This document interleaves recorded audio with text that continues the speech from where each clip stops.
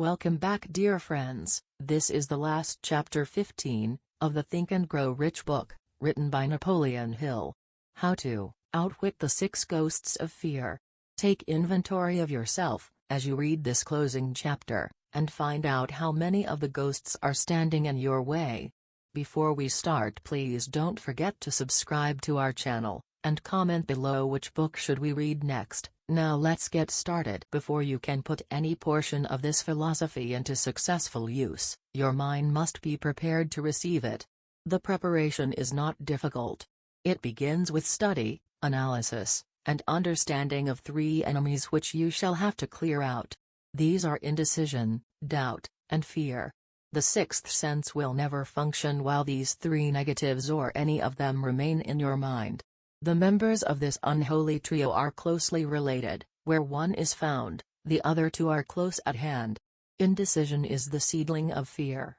Remember this, as you read. Indecision crystallizes into doubt, the 2 blends and becomes fear. The blending process often is slow. This is one reason why these 3 enemies are so dangerous. They germinate and grow without their presence being observed. The remainder of this chapter describes an end that must be attained before the philosophy, as a whole, can be put into practical use. It also analyzes a condition which has, but lately, reduced huge numbers of people to poverty, and it states a truth which must be understood by all who accumulate riches, whether measured in terms of money or a state of mind of far greater value than money. The purpose of this chapter is to turn the spotlight of attention upon the cause and the cure of the 6 basic fears. Before we can master an enemy, we must know its name, its habits, and its place of abode. As you read, analyze yourself carefully, and determine which, if any, of the 6 common fears have attached themselves to you. Do not be deceived by the habits of these subtle enemies.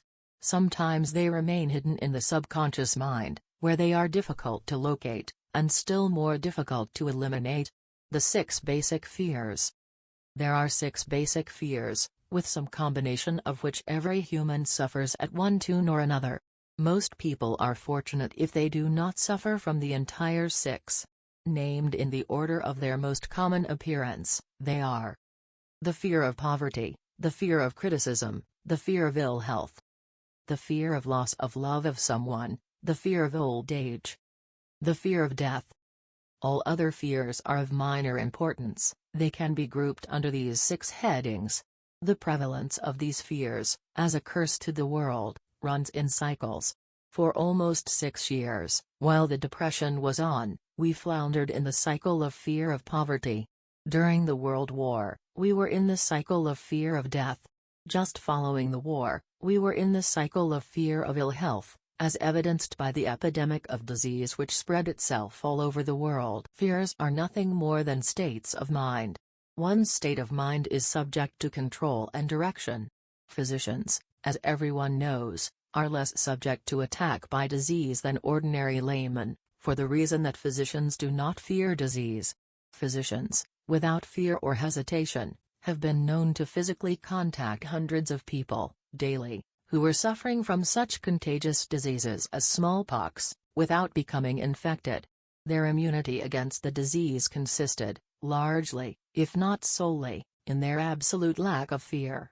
Man can create nothing which he does not first conceive in the form of an impulse of thought. Following this statement, comes another of still greater importance, namely, man's thought impulses begin immediately to translate themselves into their physical equivalent, whether those thoughts are voluntary or involuntary. Thought impulses that are picked up through the ether, by mere chance, thoughts which have been released by other minds, may determine one's financial, business, professional, or social destiny just as surely as do the thought impulses which one creates by intent and design. We are here laying the foundation for the presentation of a fact of great importance to the person who does not understand why some people appear to be lucky while others of equal or greater ability, training, experience, and brain capacity, seem destined to ride with misfortune. This fact may be explained by the statement that every human being has the ability to completely control his own mind, and with this control, obviously, Every person may open his mind to the trapped thought impulses which are being released by other brains, or close the doors tightly and admit only thought impulses of his own choice. Nature has endowed man with absolute control over but one thing, and that is thought.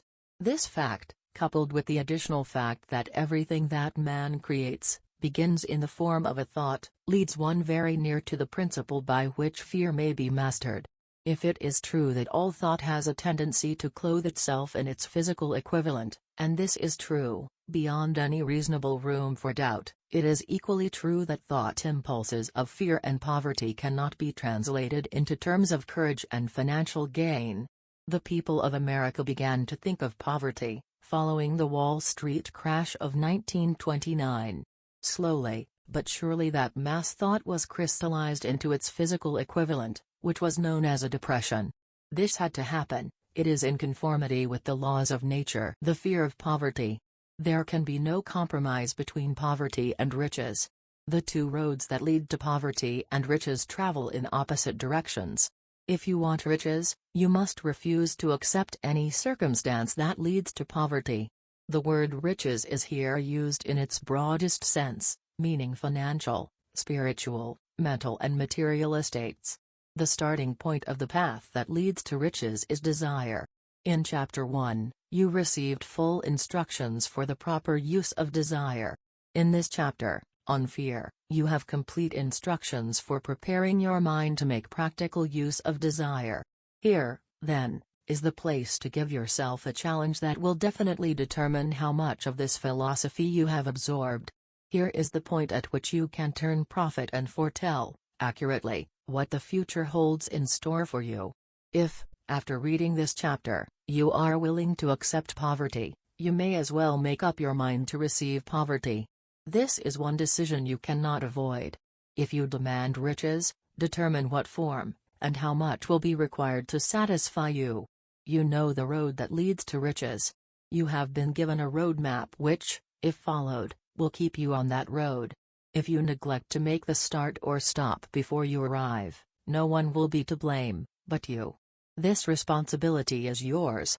No alibi will save you from accepting the responsibility if you now fail or refuse to demand riches of life, because the acceptance calls for but one thing, incidentally, the only thing you can control, and that is a state of mind. A state of mind is something that one assumes. It cannot be purchased, it must be created. Fear of poverty is a state of mind, nothing else. But it is sufficient to destroy one's chances of achievement in any undertaking, a truth which became painfully evident during the Depression. This fear paralyzes the faculty of reason, destroys the faculty of imagination, kills off self-reliance, undermines enthusiasm, discourages initiative, leads to uncertainty of purpose, encourages procrastination, wipes out enthusiasm and makes self-control an impossibility. It takes the charm from one's personality, destroys the possibility of accurate thinking, diverts concentration of effort, it masters persistence, turns the willpower into nothingness, destroys ambition, beclouds the memory and invites failure in every conceivable form, it kills love and assassinates the finer emotions of the heart, discourages friendship and invites disaster in 100 forms, leads to sleeplessness, misery and unhappiness, and all this despite the obvious truth that we live in a world of overabundance of everything the heart could desire, with nothing standing between us and our desires, excepting lack of a definite purpose. The fear of poverty is, without doubt, the most destructive of the 6 basic fears. It has been placed at the head of the list because it is the most difficult to master. Considerable courage is required to state the truth about the origin of this fear, and still greater courage to accept the truth after it has been stated. The fear of poverty grew out of man's inherited tendency to prey upon his fellow man economically. Nearly all animals lower than man are motivated by instinct, but their capacity to think is limited, therefore, they prey upon one another physically. Man, with his superior sense of intuition, with the capacity to think and to reason, does this not eat his fellow man bodily, he gets more satisfaction out of eating him financially. Man is so avaricious that every conceivable law has been passed to safeguard him from his fellow man. Of all the ages of the world, of which we know anything, the age in which we live seems to be one that is outstanding because of man's money madness.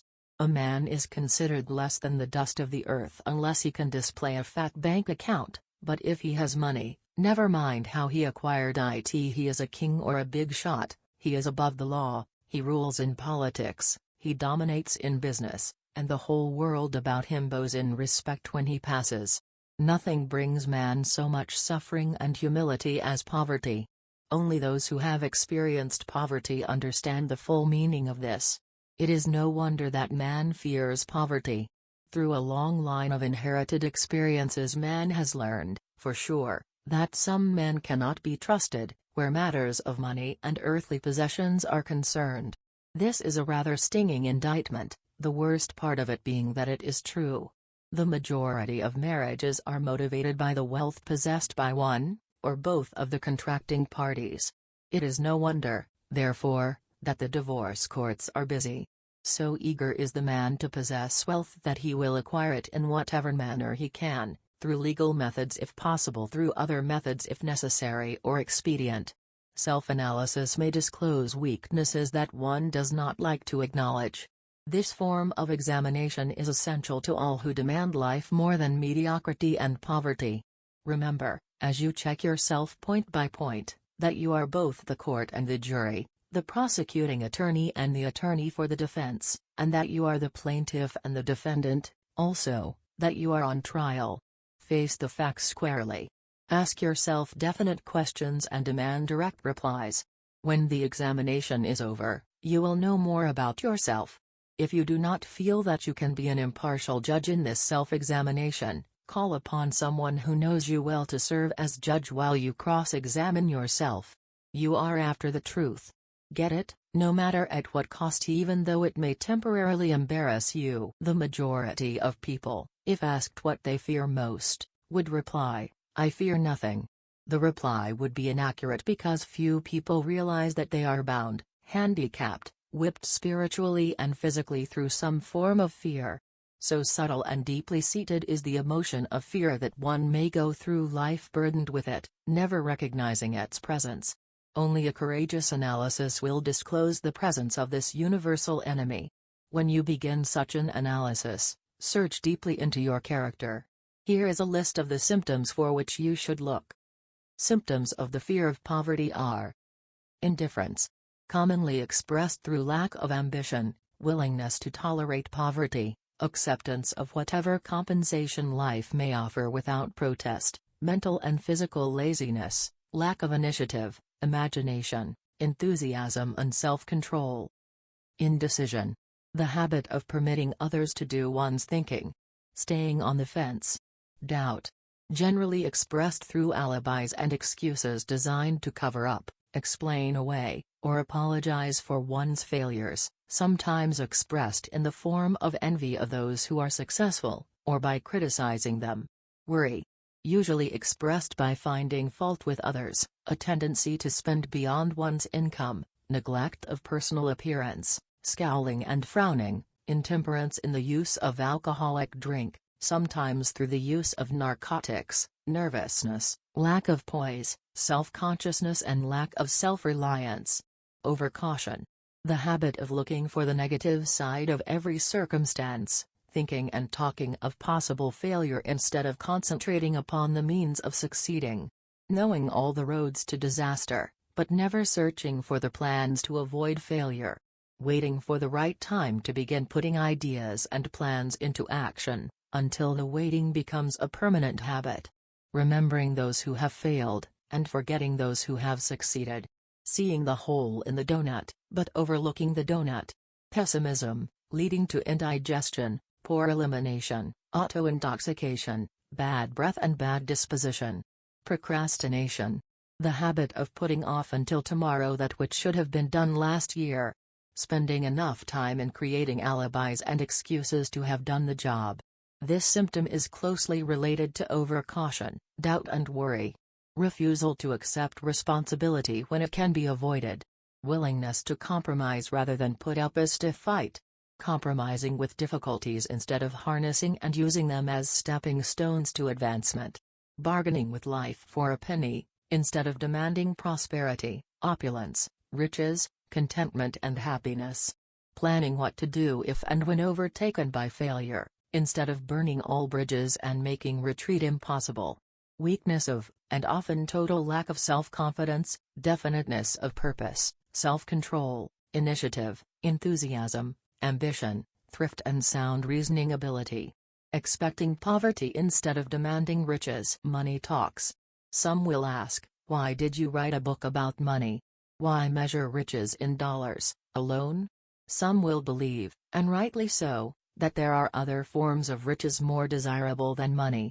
Yes, there are riches that cannot be measured in terms of dollars, but there are millions of people who will say, give me all the money I need, and I will find everything else I want. The major reason why I wrote this book on how to get money is the fact that the world has but lately passed through an experience that left millions of men and women paralyzed with the fear of poverty. What this sort of fear does to one was well described by Westbrook Pegler, in the New York World Telegram, viz. Money is only clamshells or metal discs or scraps of paper, and there are treasures of the heart and soul which money cannot buy, but most people, being broke, are unable to keep this in mind and sustain their spirits. When a man is down and out and on the street, unable to get any job at all, something happens to his spirit which can be observed in the droop of his shoulders, the set of his hat, his walk and his gaze. He cannot escape a feeling of inferiority among people with regular employment, even though he knows they are definitely not his equals in character, intelligence or ability. These people, even his friends, feel, on the other hand, a sense of superiority and regard him, perhaps unconsciously, as a casualty. He may borrow for a time, but not enough to carry on in his accustomed way, and he cannot continue to borrow very long.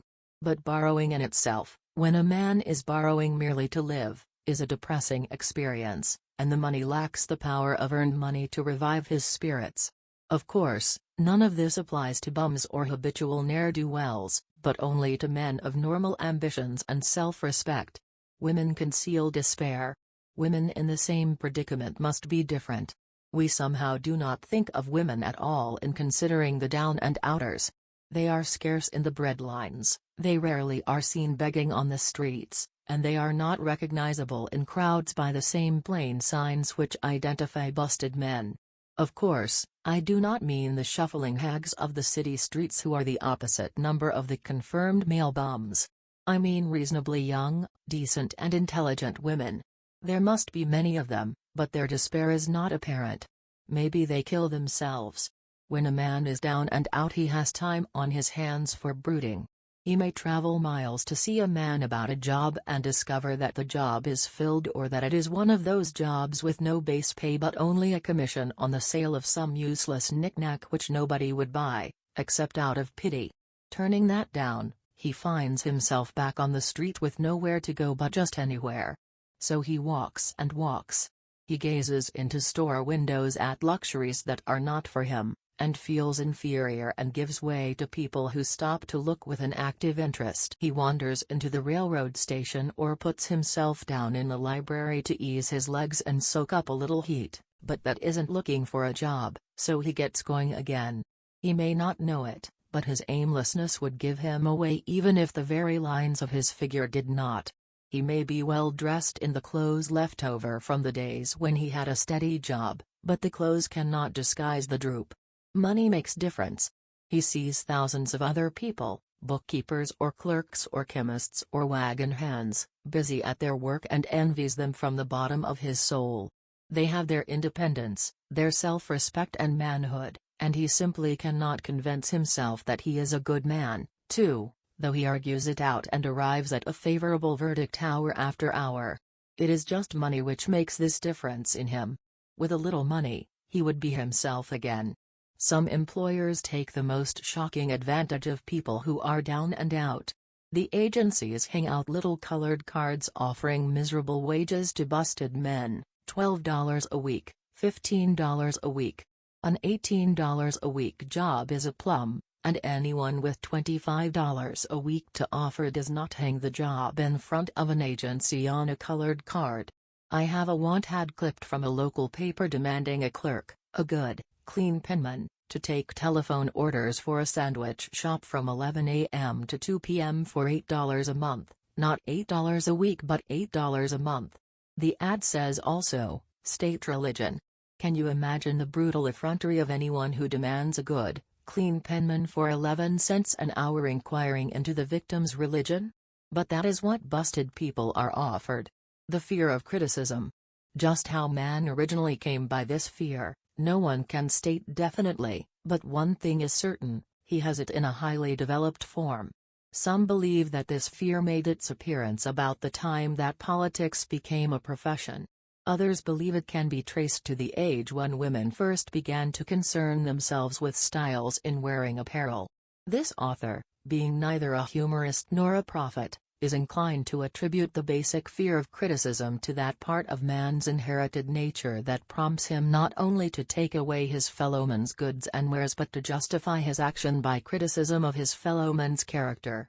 It is a well-known fact that a thief will criticize the man from whom he steals, that politicians seek office, not by displaying their own virtues and qualifications, but by attempting to besmirch their opponents. The fear of criticism takes on many forms, the majority of which are petty and trivial. Bald-headed men, for example, are bald for no other reason than their fear of criticism.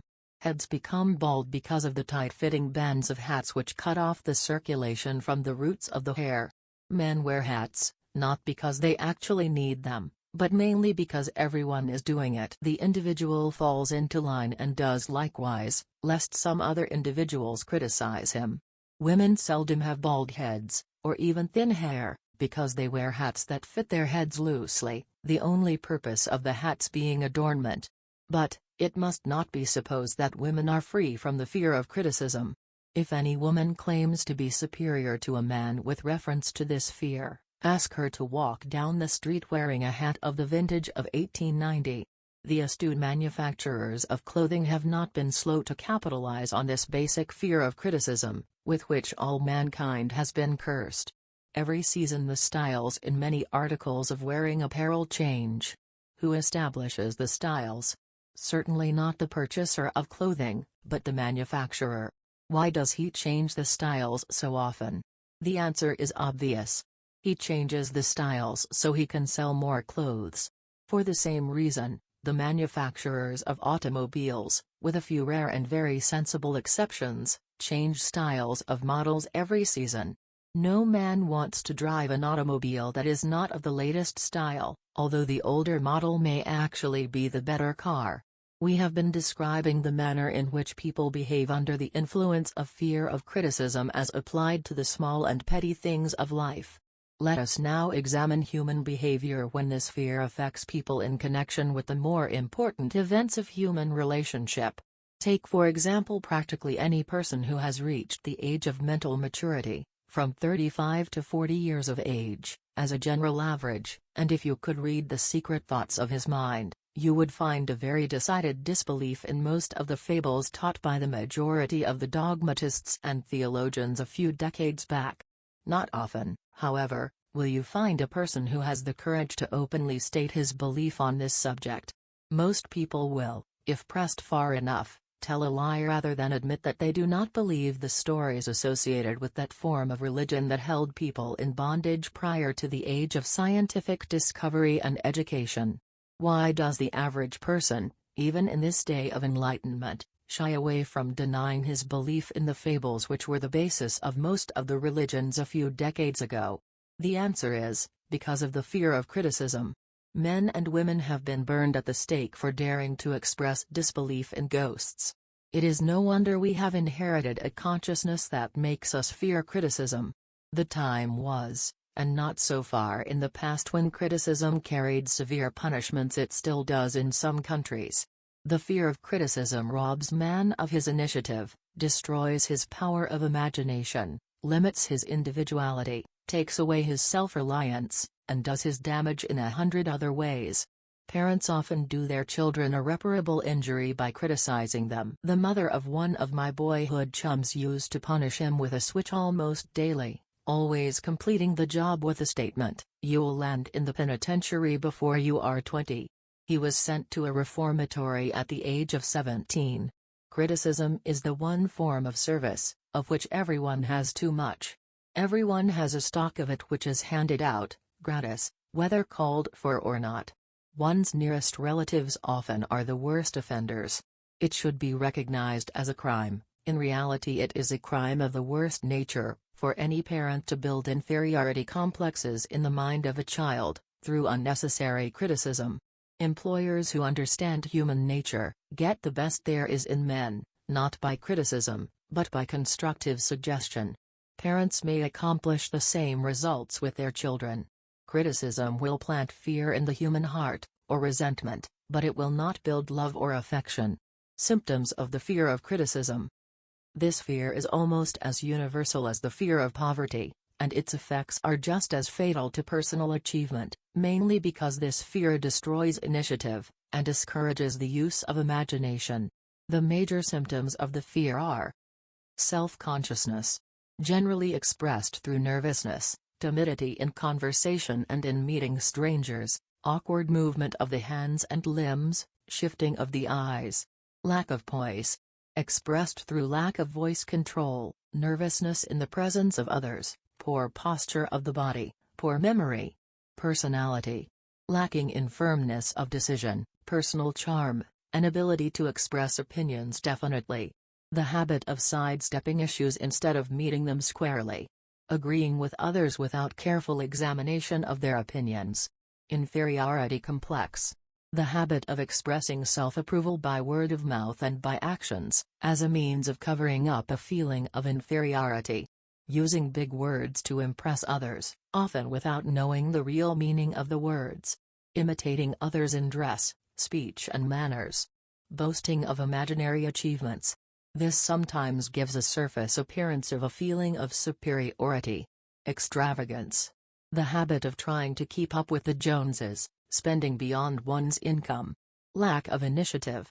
Failure to embrace opportunities for self-advancement, fear to express opinions, lack of confidence in one's own ideas, giving evasive answers to questions asked by superiors, the hesitancy of manner and speech, deceit in both words and deeds. Lack of ambition. Mental and physical laziness, lack of self-assertion, slowness in reaching decisions, easily influenced by others, the habit of criticizing others behind their backs and flattering them to their faces, the habit of accepting defeat without protest, quitting an undertaking when opposed by others, suspicious of other people without cause, lacking in tactfulness of manner and speech, unwillingness to accept the blame for mistakes. The fear of ill health. This fear may be traced to both physical and social heredity. It is closely associated, as to its origin, with the causes of fear of old age and the fear of death, because it leads one closely to the border of terrible worlds of which man knows not, but concerning which he has been taught some discomforting stories. The opinion is somewhat general, also, that certain unethical people engaged in the business of selling health have had not a little to do with keeping alive the fear of ill health. In the main, man fears ill health because of the terrible pictures which have been planted in his mind of what may happen if death should overtake him. He also fears it because of the economic toll which it may claim. A reputable physician estimated that 75% of all people who visit physicians for professional service are suffering from hypochondria, imaginary illness. It has been shown most convincingly that the fear of disease, even where there is not the slightest cause for fear, often produces the physical symptoms of the disease feared. Powerful and mighty is the human mind. It builds or it destroys. Playing upon this common weakness of fear of ill health, dispensers of patent medicines have reaped fortunes. This form of imposition upon credulous humanity became so prevalent some 20 years ago that Collier's Weekly magazine conducted a bitter campaign against some of the worst offenders in the patent medicine business. During the flu epidemic which broke out during the World War, the mayor of New York City took drastic steps to check the damage which people were doing themselves through their inherent fear of ill health. He called in the newspaper men and said to them, "Gentlemen, I feel it necessary to ask you not to publish any scare headlines concerning the flu epidemic. Unless you cooperate with me, we will have a situation which we cannot control. The newspapers quit publishing stories about the flu, and within 1 month the epidemic had been successfully checked. Through a series of experiments conducted some years ago, it was proved that people may be made ill by suggestion. We conducted this experiment by causing 3 acquaintances to visit the victims, each of whom asked the question, "What ails you? You look terribly ill." The first questioner usually provoked a grin, and a nonchalant "Oh, nothing, I'm all right," from the victim. The second questioner usually was answered with the statement, "I don't know exactly, but I do feel bad." The third questioner was usually met with the frank admission that the victim was actually feeling ill. Try this on an acquaintance if you doubt that it will make him uncomfortable, but do not carry the experiment too far. There is a certain religious sect whose members take vengeance upon their enemies by the hexing method. They call it placing a spell on the victim. There is overwhelming evidence that disease sometimes begins in the form of a negative thought impulse. Such an impulse may be passed from one mind to another, by suggestion, or created by an individual in his own mind. A man who was blessed with more wisdom than this incident might indicate, once said, "When anyone asks me how I feel, I always want to answer by knocking him down." Doctors send patients into new climates for their health because a change of mental attitude is necessary. The seed of fear of ill health lives in every human mind. Worry, fear, discouragement, disappointment in love and business affairs, cause this seed to germinate and grow. The recent business depression kept the doctors on the run, because every form of negative thinking may cause ill health. Disappointments in business and in love stand at the head of the list of causes of fear of ill health. A young man suffered a disappointment in love which sent him to a hospital. For months he hovered between life and death. A specialist in suggestive therapeutics was called in. The specialist changed nurses, placing him in charge of a very charming young woman who began, by prearrangement with the doctor, to make love to him the first day of her arrival on the job. Within 3 weeks the patient was discharged from the hospital, still suffering, but with an entirely different malady. He was in love again. The remedy was a hoax, but the patient and the nurse were later married. Both are in good health at the time of this writing. Symptoms of the fear of ill health. The symptoms of this almost universal fear are: autosuggestion. The habit of negative use of self-suggestion by looking for, and expecting to find the symptoms of all kinds of disease. Enjoying imaginary illness and speaking of it as being real. The habit of trying all fads and isms recommended by others as having therapeutic value. Talking to others of operations, accidents and other forms of illness. Experimenting with diets, physical exercises, reducing systems, without professional guidance. Trying home remedies, patent medicines and quack remedies. Hypochondria. The habit of talking of illness, concentrating the mind upon disease, and expecting its appearance until a nervous break occurs. Nothing that comes in bottles can cure this condition. It is brought on by negative thinking, and nothing but positive thought can effect a cure. Hypochondria, a medical term for imaginary disease, is said to do as much damage on occasion, as the disease one fears might do. Most so-called cases of nerves come from imaginary illness. Exercise. Fear of ill health often interferes with proper physical exercise, and results in overweight, causing one to avoid outdoor life. Susceptibility. Fear of ill health breaks down nature's body resistance and creates a favorable condition for any form of disease one may contact. The fear of ill health often is related to the fear of poverty, especially in the case of the hypochondriac, who constantly worries about the possibility of having to pay doctor's bills, hospital bills, etc. This type of person spends much time preparing for sickness, talking about death, saving money for cemetery lots, and burial expenses, etc. Self-coddling. The habit of making a bid for sympathy, using imaginary illness as the lure. People often resort to this trick to avoid work. The habit of feigning illness to cover plain laziness, or to serve as an alibi for lack of ambition. Intemperance. The habit of using alcohol or narcotics to destroy pains such as headaches, neuralgia, etc., instead of eliminating the cause. The habit of reading about illness and worrying over the possibility of being struck by it. The habit of reading patent medicine advertisements. The fear of loss of love. The original source of this inherent fear needs but little description, because it obviously grew out of man's polygamous habit of stealing his fellow man's mate, and his habit of taking liberties with her whenever he could. Jealousy and other similar forms of dementia precox grow out of man's inherited fear of the loss of the love of someone. This fear is the most painful of all the 6 basic fears. It probably plays more havoc with the body and mind than any of the other basic fears, as it often leads to permanent insanity. The fear of the loss of love probably dates back to the Stone Age, when men stole women by brute force. They continue to steal females, but their technique has changed. Instead of force, they now use persuasion, the promise of pretty clothes, motor cars, and other bait much more effective than physical force. Man's habits are the same as they were at the dawn of civilization, but he expresses them differently. Careful analysis has shown that women are more susceptible to this fear than men. This fact is easily explained. Women have learned, from experience, that men are polygamous by nature, that they are not to be trusted in the hands of rivals. Symptoms of the fear of loss of love. The distinguishing symptoms of this fear are: jealousy.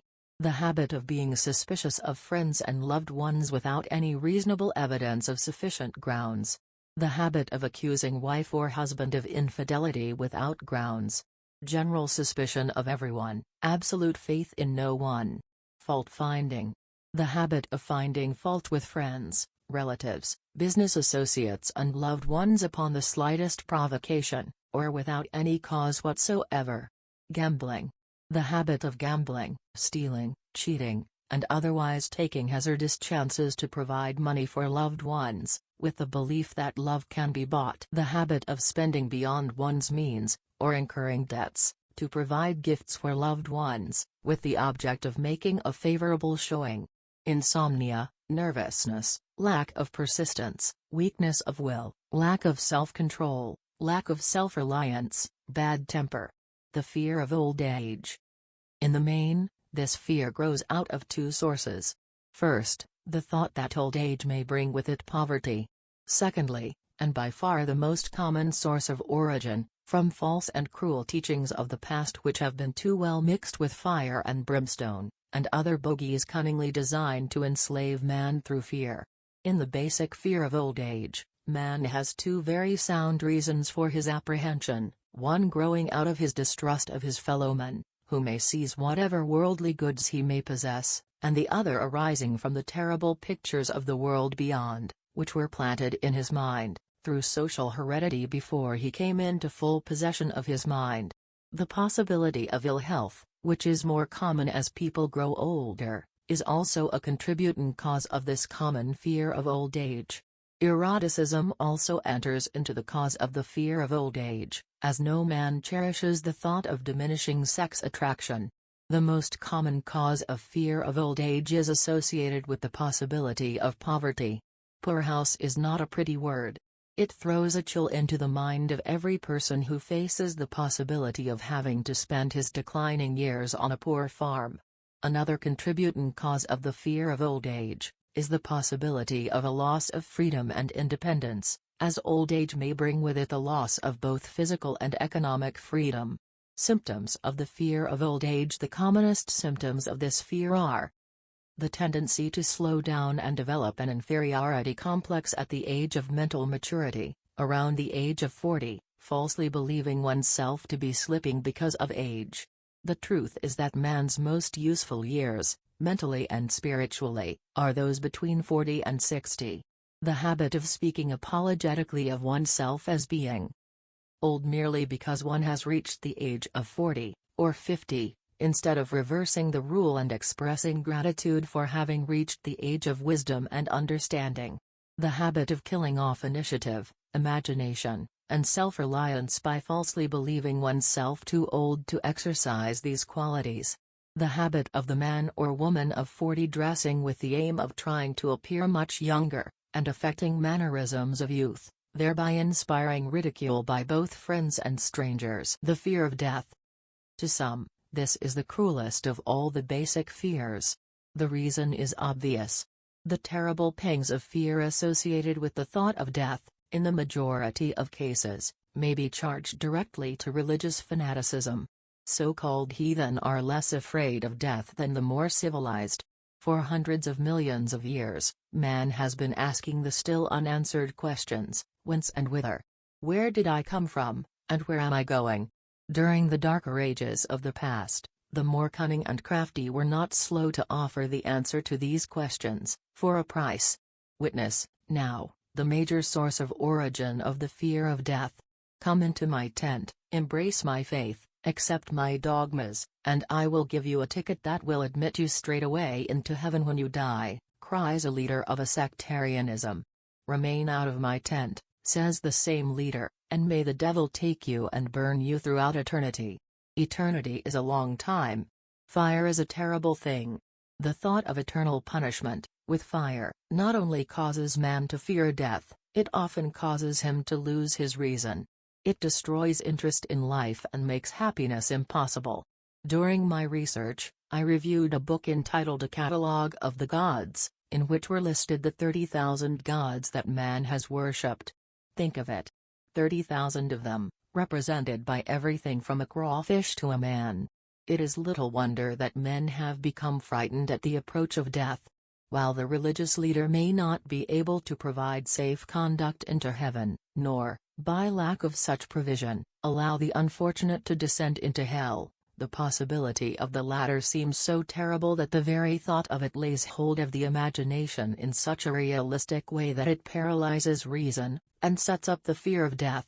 In truth, no man knows, and no man has ever known, what heaven or hell is like, nor does any man know if either place actually exists.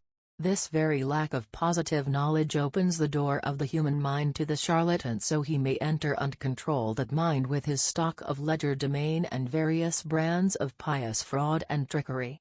The fear of death is not as common now as it was during the age when there were no great colleges and universities.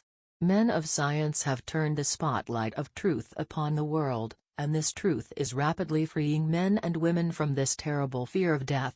The young men and young women who attend the colleges and universities are not easily impressed by fire and brimstone. Through the aid of biology, astronomy, geology, and other related sciences, the fears of the Dark Ages which gripped the minds of men and destroyed their reason have been dispelled. Insane asylums are filled with men and women who have gone mad, because of the fear of death. This fear is useless. Death will come, no matter what anyone may think about it. Accept it as a necessity, and pass the thought out of your mind. It must be a necessity, or it would not come to all. Perhaps it is not as bad as it has been pictured. The entire world is made up of only two things, energy and matter. In elementary physics, we learn that neither matter nor energy, the only two realities are known to man, can be created nor destroyed. Both matter and energy can be transformed, but neither can be destroyed.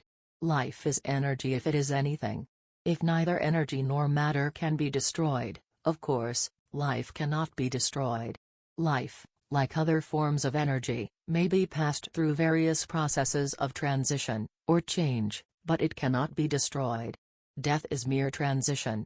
If death is not mere chance or transition, then nothing comes after death except a long, eternal, peaceful sleep, and sleep is nothing to be feared. Thus you may wipe out, forever, the fear of death. Symptoms of the fear of death.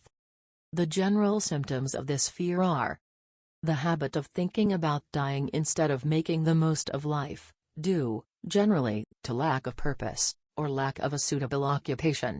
This fear is more prevalent among the aged, but sometimes the more youthful are victims of it.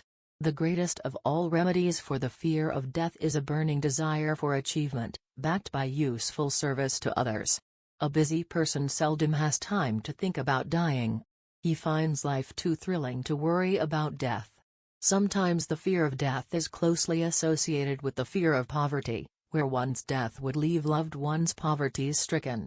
In other cases, the fear of death is caused by illness and the consequent breaking down of physical body resistance. The commonest causes of the fear of death are ill health, poverty, lack of appropriate occupation, disappointment over love, insanity, religious fanaticism. Old man worry. Worry is a state of mind based upon fear. It works slowly, but persistently. It is insidious and subtle.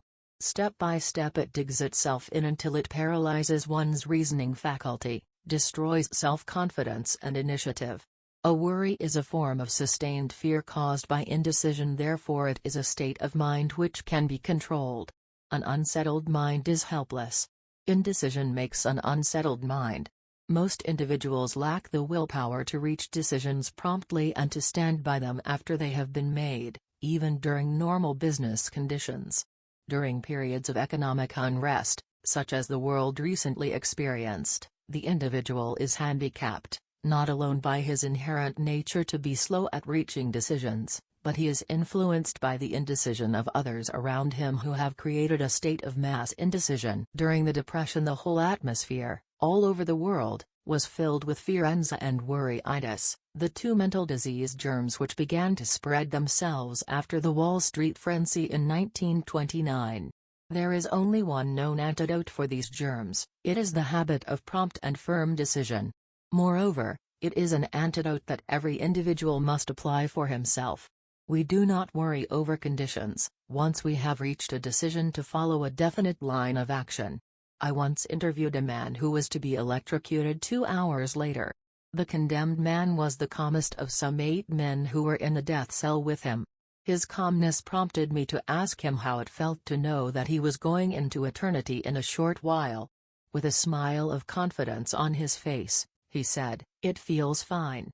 Just think, brother, my troubles will soon be over. I have had nothing but trouble all my life. It has been a hardship to get food and clothing. Soon I will not need these things. I have felt fine ever since I learned for certain that I must die. I made up my mind then, to accept my fate in good spirit." As he spoke, he devoured a dinner of proportions sufficient for 3 men, eating every mouthful of the food brought to him, and apparently enjoying it as much as if no disaster awaited him. Decision gave this man resignation to his fate. The decision can also prevent one's acceptance of undesired circumstances. The 6 basic fears become translated into a state of worry, through indecision. Relieve yourself, forever, of the fear of death, by reaching a decision to accept death as an inescapable event. Whip the fear of poverty by reaching a decision to get along with whatever wealth you can accumulate without worry.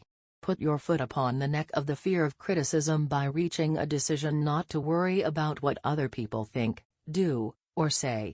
Eliminate the fear of old age by reaching a decision to accept it, not as a handicap, but as a great blessing that carries with it wisdom, self-control, and understanding not known to youth. Acquit yourself of the fear of ill health by the decision to forget symptoms. Master the fear of loss of love by reaching a decision to get along without love, if that is necessary.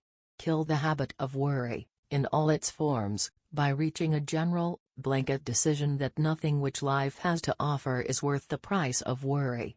With this decision will come poise, peace of mind, and calmness of thought which will bring happiness. A man whose mind is filled with fear not only destroys his own chances of intelligent action, but he transmits these destructive vibrations to the minds of all who come into contact with him, and destroys, also, their chances. Even a dog or a horse knows when its master lacks courage. Moreover, a dog or a horse will pick up the vibrations of fear thrown off by its master, and behave accordingly. Lower down the line of intelligence in the animal kingdom, one finds this same capacity to pick up the vibrations of fear. A honeybee immediately senses fear in the mind of a person. For reasons unknown, a bee will sting the person whose mind is releasing vibrations of fear, much more readily than it will molest the person whose mind registers no fear. The vibrations of fear pass from one mind to another just as quickly and as surely as the sound of the human voice passes from the broadcasting station to the receiving set of a radio, and by the self-same medium. Mental telepathy is a reality. Thoughts pass from one mind to another, voluntarily, whether or not this fact is recognized by either the person releasing the thoughts or the persons who pick up those thoughts. The person who gives expression, by word of mouth, to negative or destructive thoughts is practically certain to experience the results of those words in the form of a destructive kickback. The release of destructive thought impulses, alone, without the aid of words, produces also a kickback in more ways than one. First of all, and perhaps most important to be remembered, the person who releases thoughts of a destructive nature must suffer damage through the breaking down of the faculty of creative imagination. Secondly, the presence in the mind of any destructive emotion develops a negative personality which repels people, and often converts them into antagonists. The third source of damage to the person who entertains or releases negative thoughts lies in this significant fact: these thought impulses are not only damaging to others, but they embed themselves in the subconscious mind of the person releasing them, and there become a part of his character.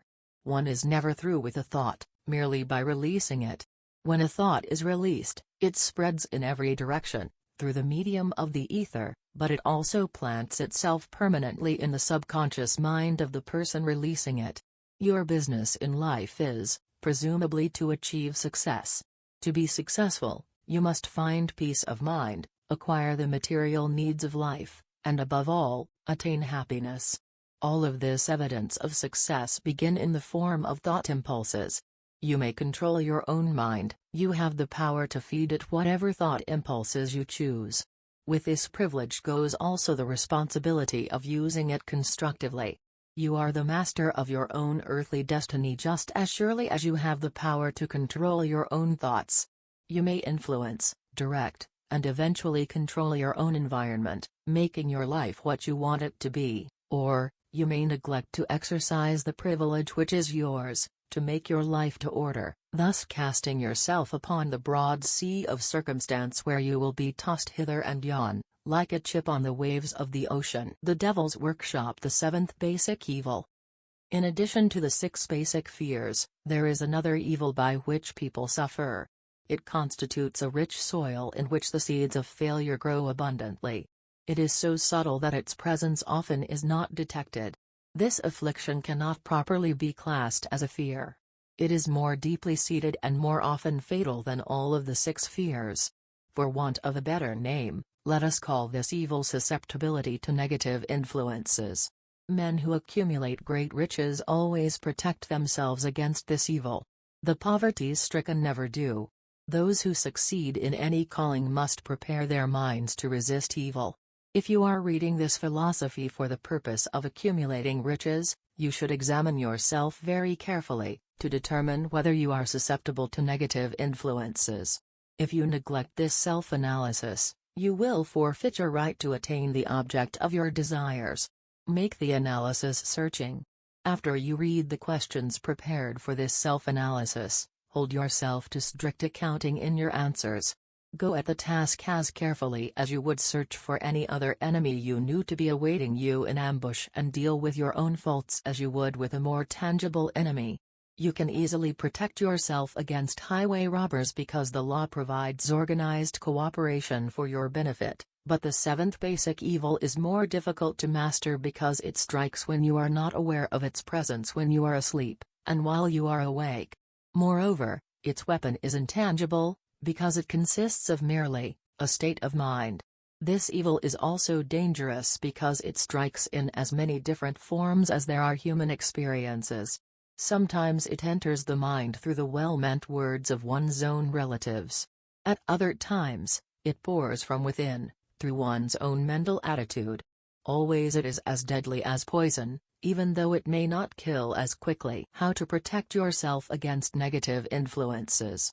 To protect yourself against negative influences, whether of your own making, or the result of the activities of negative people around you, recognize that you have a willpower, and put it into constant use until it builds a wall of immunity against negative influences in your own mind. Recognize the fact that you, and every other human being, are, by nature, lazy, indifferent, and susceptible to all suggestions which harmonize with your weaknesses.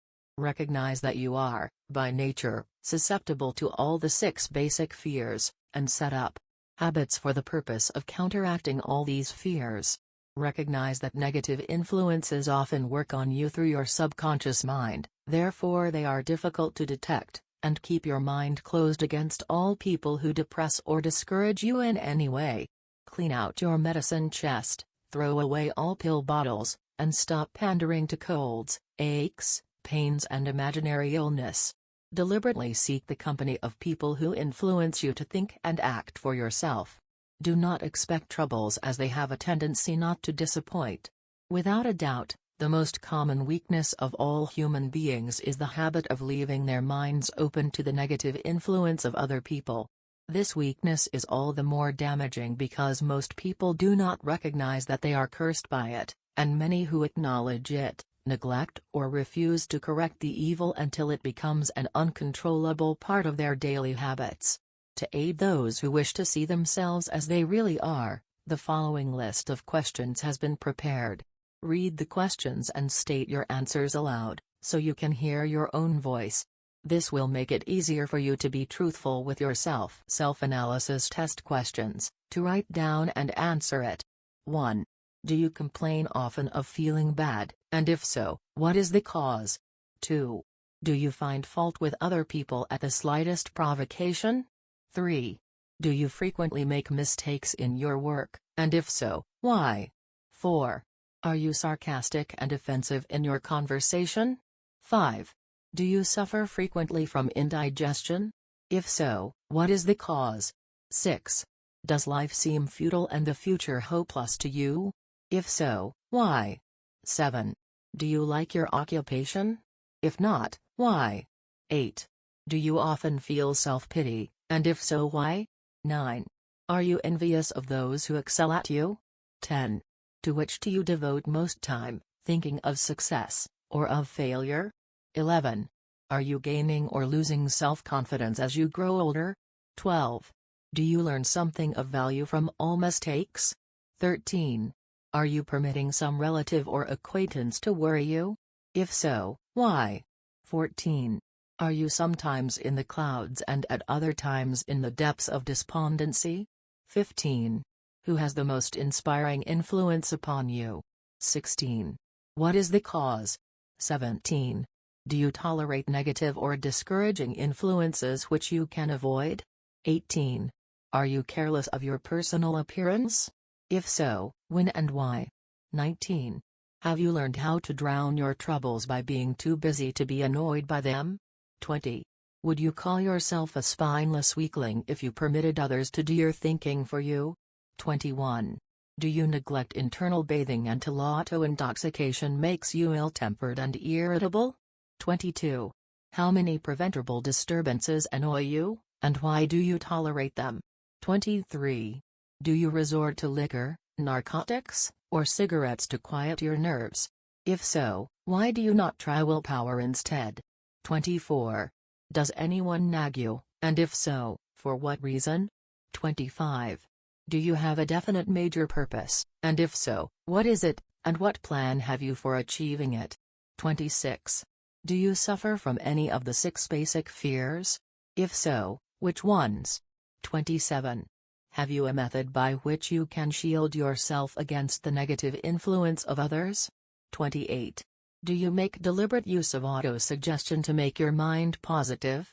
29. Which do you value most, your material possessions, or your privilege of controlling your own thoughts? 30. Are you easily influenced by others, against your own judgment? 31.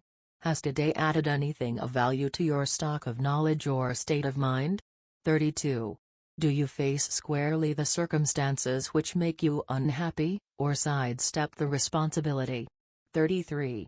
Do you analyze all mistakes and failures and try to profit from them, or do you take the attitude that this is not your duty? 34. Can you name 3 of your most damaging weaknesses and what are you doing to correct them? 35.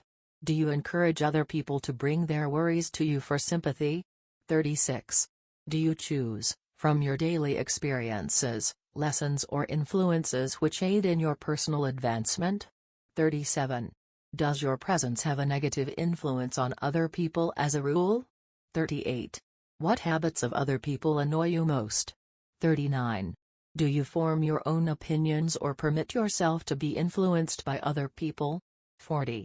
Have you learned how to create a mental state of mind with which you can shield yourself against all discouraging influences? 41. Does your occupation inspire you with faith and hope? 42. Are you conscious of possessing spiritual forces of sufficient power to enable you to keep your mind free from all forms of fear? 43. Does your religion help you to keep your own mind positive? 44. Do you feel it your duty to share other people's worries? If so, why? 45. If you believe that birds of a feather flock together, what have you learned about yourself by studying the friends whom you attract? 46. What connection, if any, do you see between the people with whom you associate most closely, and any unhappiness you may experience? 47. Could it be possible that some person whom you consider to be a friend is, in reality, your worst enemy, because of his negative influence on your mind? 48. By what rules do you judge who is helpful and who is damaging to you? 49. Are your intimate associates mentally superior or inferior to you? 50. How much time out of every 24 hours do you devote to A. Your occupation, B. Sleep, C. Play and relaxation, D. Acquiring useful knowledge, E. Plain waste? 51. Who among your acquaintances A. Encourages you most, B. Cautions you most, C. Discourages you most, D. Helps you most in other ways? 52. What is your greatest worry and why do you tolerate it? 53. When others offer you free, unsolicited advice, do you accept it without question, or analyze their motive? 54. What, above all else, do you most desire and do you intend to acquire it? 55. Are you willing to subordinate all other desires for this one? 56. How much time daily do you devote to acquiring it? 57. Do you change your mind often? If so, why? 58. Do you usually finish everything you begin? 59. Are you easily impressed by other people's business or professional titles, college degrees, or wealth? 60. Are you easily influenced by what other people think or say of you? 61. Do you cater to people because of their social or financial status? 62. Whom do you believe to be the greatest person living? 63. In what respect is this person superior to yourself? 64. How much time have you devoted to studying and answering these questions? At least one day is necessary for the analysis and the answering of the entire list. If you have answered all these questions truthfully, you know more about yourself than the majority of people. Study the questions carefully, come back to them once each week for several months, and be astounded at the amount of additional knowledge of great value to yourself you will have gained by the simple method of answering the questions truthfully. If you are not certain concerning the answers to some of the questions, seek the counsel of those who know you well, especially those who have no motive in flattering you, and see yourself through their eyes. The experience will be astonishing. You have absolute control over but one thing, and that is your thoughts. This is the most significant and inspiring of all facts known to man. It reflects man's divine nature. This divine prerogative is the sole means by which you may control your own destiny. If you fail to control your own mind, you may be sure you will control nothing else. If you must be careless with your possessions, let it be in connection with material things. Your mind is your spiritual estate. Protect and use it with the care to which divine royalty is entitled. You were given a willpower for this purpose. Unfortunately, there is no legal protection against those who, either by design or ignorance, poison the minds of others by negative suggestion. This form of destruction should be punishable by heavy legal penalties, because it may and often does destroy one's chances of acquiring material things which are protected by law. Men with negative minds tried to convince Thomas A. Edison that he could not build a machine that would record and reproduce the human voice, because they said, no one else had ever produced such a machine. Edison did not believe them. He knew that the mind could produce anything the mind could conceive and believe, and that knowledge was the thing that lifted the great Edison above the common herd. Men with negative minds told F. W. Woolworth he would go broke trying to run a store on 5 and 10-cent sales. He did not believe them. He knew that he could do anything, within reason, if he backed his plans with faith. Exercising his right to keep other men's negative suggestions out of his mind, he piled up a fortune of more than $100 million. Men with negative minds told George Washington he could not hope to win against the vastly superior forces of the British, but he exercised his divine right to believe. Therefore this book was published under the protection of the Stars and Stripes, while the name of Lord Cornwallis has been all but forgotten. Doubting Thomases scoffed scornfully when Henry Ford tried out his first crudely built automobile on the streets of Detroit. Some said the thing never would become practical. Others said no one would pay money for such a contraption. Ford said, "I'll belt the earth with dependable motor cars," and he did. His decision to trust his own judgment has already piled up a fortune far greater than the next 5 generations of his descendants can squander. For the benefit of those seeking vast riches, let it be remembered that practically the sole difference between Henry Ford and a majority of the more than 100,000 men who work for him, is this: Ford has a mind and controls it, the others have minds which they do not try to control. Henry Ford has been repeatedly mentioned because he is an astounding example of what a man with a mind of his own, and a will to control it, can accomplish. His record knocks the foundation from under that time-worn alibi, "I never had a chance." Ford never had a chance, either, but he created an opportunity and backed it with persistence until it made him richer than Croesus. Mind control is the result of self-discipline and habit. You either control your mind or it controls you. There is no hallway compromise. The most practical of all methods for controlling the mind is the habit of keeping it busy with a definite purpose, backed by a definite plan. Study the record of any man who achieves noteworthy success, and you will observe that he has control over his own mind, moreover, that he exercises that control and directs it toward the attainment of definite objectives. Without this control, success is not possible. 57 Famous Alibis by Old Man F. People who do not succeed have one distinguishing trait in common. They know all the reasons for failure and have what they believe to be airtight alibis to explain away their own lack of achievement. Some of these alibis are clever, and a few of them are justifiable by the facts. But alibis cannot be used for money. The world wants to know only one thing: have you achieved success? A character analyst compiled a list of the most commonly used alibis. As you read the list, examine yourself carefully, and determine how many of these alibis, if any, are your own property. Remember, too, the philosophy presented in this book makes every one of these alibis obsolete. If I didn't have a wife and family, if I had enough pull, if I had money, if I had a good education, if I could get a job, if I had good health, if I only had time, if times were better, if other people understood me, if conditions around me were only different, if I could live my life over again, if I did not fear what they would say, if I had been given a chance, if I now had a chance, if other people didn't have it in for me, if nothing happens to stop me, if I were only younger, if I could only do what I want, if I had been born rich, if I could meet the right people, if I had the talent that some people have, if I dared assert myself, if I only had embraced past opportunities, if people didn't get on my nerves, if I didn't have to keep house and look after the children, if I could save some money, if the boss only appreciated me, if I only had somebody to help me, if my family understood me, if I lived in a big city, if I could just get started, if I were only free,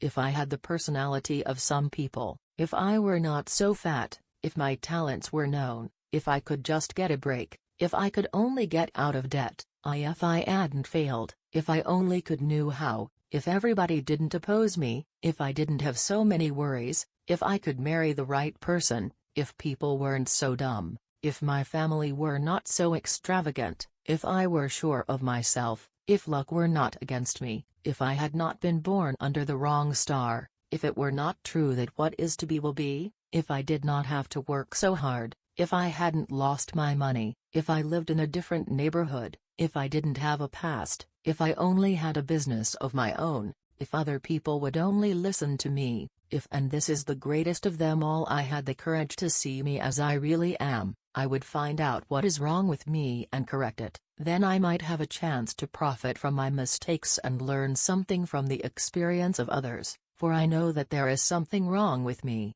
or I would now be where I would have been if I had spent more time analyzing my weaknesses, and less time building alibis to cover them. Building alibis with which to explain away failure is a national pastime. The habit is as old as the human race, and is fatal to success. Why do people cling to their pet alibis? The answer is obvious. They defend their alibis because they create them. A man's alibi is the child of his own imagination. It is human nature to defend one's own brainchild. Building alibis is a deeply rooted habit. Habits are difficult to break, especially when they provide justification for something we do. Plato had this truth in mind when he said, "The first and best victory is to conquer self. To be conquered by self is, of all things, the most shameful and vile." Another philosopher had the same thought in mind when he said, "It was a great surprise to me when I discovered that most of the ugliness I saw in others was but a reflection of my own nature. It has always been a mystery to me," said Elbert Hubbard, "why people spend so much time deliberately fooling themselves by creating alibis to cover their weaknesses. If used differently, this same time would be sufficient to cure the weakness, then no alibis would be needed." In parting, I would remind you that life is a checkerboard, and the player opposite you is time. If you hesitate before moving, or neglect to move promptly, your men will be wiped off the board by time. You are playing against a partner who will not tolerate indecision. Previously you may have had a logical excuse for not having forced life to come through with whatever you asked, but that alibi is now obsolete, because you are in possession of the master key that unlocks the door to life's bountiful riches. The master key is intangible, but it is powerful. It is the privilege of creating, in your own mind, a burning desire for a definite form of riches. There is no penalty for the use of the key, but there is a price you must pay if you do not use it. The price is failure. There is a reward of stupendous proportions if you put the key to use. It is the satisfaction that comes to all who conquer self and force life to pay whatever is asked. The reward is worthy of your effort. Will you make the start and be convinced? "If we are related," said the immortal Emerson, "we shall meet." In closing, may I borrow his thought, and say, if we are related, we have, through these pages, met. The end.